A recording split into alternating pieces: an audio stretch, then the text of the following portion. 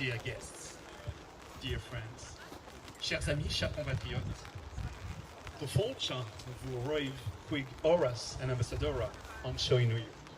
Welcome. Thank you very much. Welcome to the House of France in Ireland. Bienvenue à la résidence de France à Dublin. It gives me great pleasure as Deputy Head of Mission of the French Embassy to Ireland to welcome you all to commemorate together Bastille Day 2020. Many thanks for being with us tonight for Bastille Day like no other due to the current circumstances, as you know. And in these peculiar circumstances, we are following carefully the public health advice and the recommendations of the HAC. So let me remind you of the crucial elements in suppressing altogether COVID-19. Please wash your hands properly, respect good respiratory hygiene, and observe physical distancing, maintaining, please, a regulatory 2-meter distance with the other guests. And let me add, please, in the context of the celebration, to keep your own glass with you throughout the ceremony.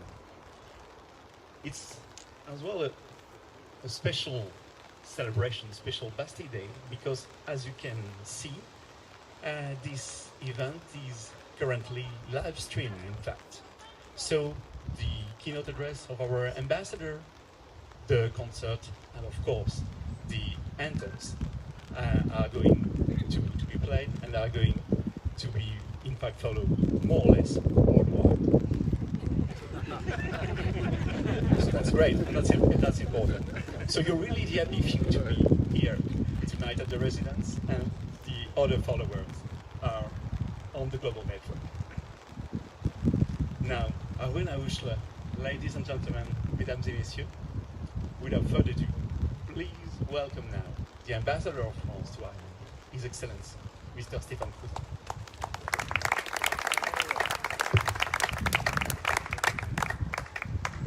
Merci Lionel.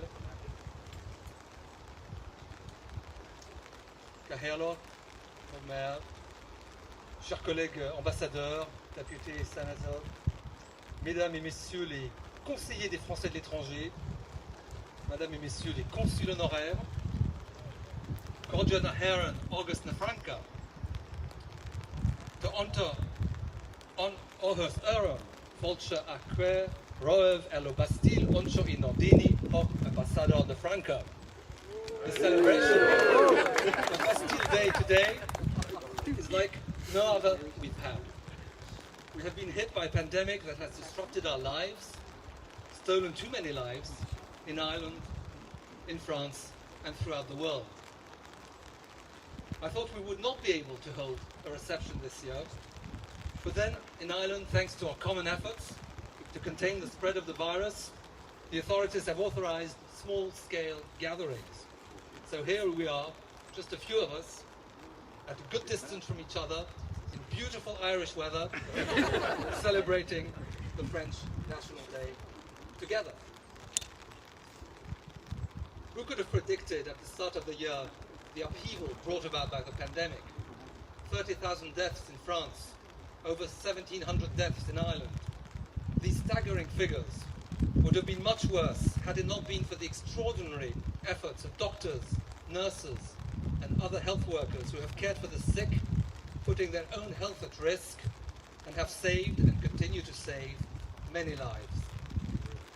This morning in Paris, the military ceremony paid tribute to the medical personnel and to all the actors mobilized in the fight against COVID-19. It honored in particular the participation of our armies in the fight against the pandemic through Operation Résilience. And here in Ireland, many of those who have helped this embassy during the crisis are here today. Doctors, psychologists, citizens who have translated the word solidarity into action, and we're immensely grateful to you. Je suis également très reconnaissant aux conseillers des Français de l'étranger, à nos conseillers, à nos consuls honoraires et à toute l'équipe de l'ambassade qui se sont dépensés sans compter pour venir en aide à nos concitoyens. The challenges we face to confront the aftermath of this pandemic are immense, European Union may rise to the occasion with an unprecedented proposal of the European Commission, supported by France, Ireland and many member states, to borrow 750 billion euros to spearhead the recovery, mutualized repayment over the next decade. This may prove a seminal development in European integration and solidarity. Let us hope our leaders will come to an agreement on this proposal in a couple of days at the European Council. In this new context, let me share with you some thoughts about France and Ireland. First, I can now say without doubt that France is Ireland's closest neighbour in the EU. The Brexit saga has lasted over 4 years and has dominated discussions during my 3 years here in Ireland. The solidarity that France, along with the other EU 26, have shown to Ireland has been unshakable. It isn't quite over yet, but we have made strides since last year. The border issue with Northern Ireland has been resolved with a withdrawal agreement. The devil is in the details of implementation, but we're hopeful. We have now a few months left to agree on the future relationship between the UK and the EU. Again, we, the EU 27, have shown how united we are in these negotiations. Second, our bilateral ties are getting ever closer. Bilateral trade has increased by 11% in 2019 compared to the year before. And the Celtic Interconnector project has made huge progress in the last year. This €1 billion energy project will connect our two countries with an electric cable 500 kilometers underwater by 2026. It will have the power to provide electricity to 450,000 homes in Ireland and will boost renewable energies on both sides. It has enjoyed tremendous support from the French and Irish governments since its inception,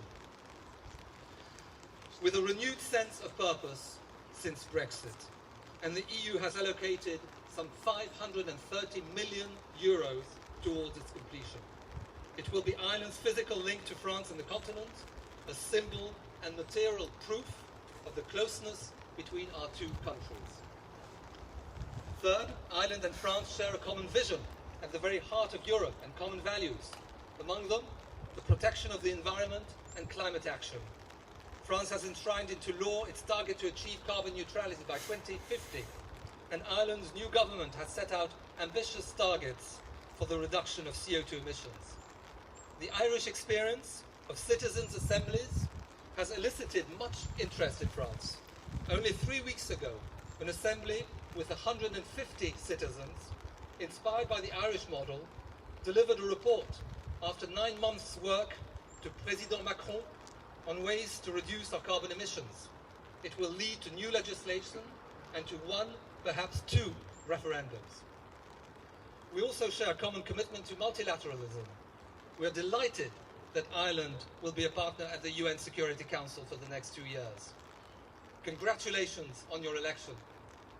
You will have much to offer to the Council, with your huge experience in peacekeeping, your capacity to speak to all, big and small, your staunch belief in the virtues of multilateralism. And finally, on a more personal note, this will be for our family our last Bastille Day in Ireland, as we're due to return to Paris at the end of the summer. It is also the last Bastille Day celebration for my deputy, Lionel Paradisi-Coulomb, and Marion, and his wife Marion, who are heading off to Buenos Aires, if there's a plane to take them, and for our political councillor, Franz Coidon, who have all been very trusted collaborators and have contributed to the efficacy of our work as a team. These last 3 years have been a magnificent journey, somewhat upended in the last months, but we will leave this country much enriched by its culture, by its people, and not least by the musical talents we have the pleasure of discovering throughout our stay, some of whom are here with us today. And so I'm happy to introduce soprano Mairead Buick, who will perform the European, Irish and French anthems, accompanied by her husband, concert pianist and teacher extraordinaire, Tony Byrne, and the brilliant accordionist, Dermot Dunn, who will delight us with some French and other tunes. So many thanks as always, to my team for preparing this event. Er Abu, and Orop Abu, and Rank Abu. Gemare and Cordius, de Aaron Auguston Rank. Kabine Mahagut.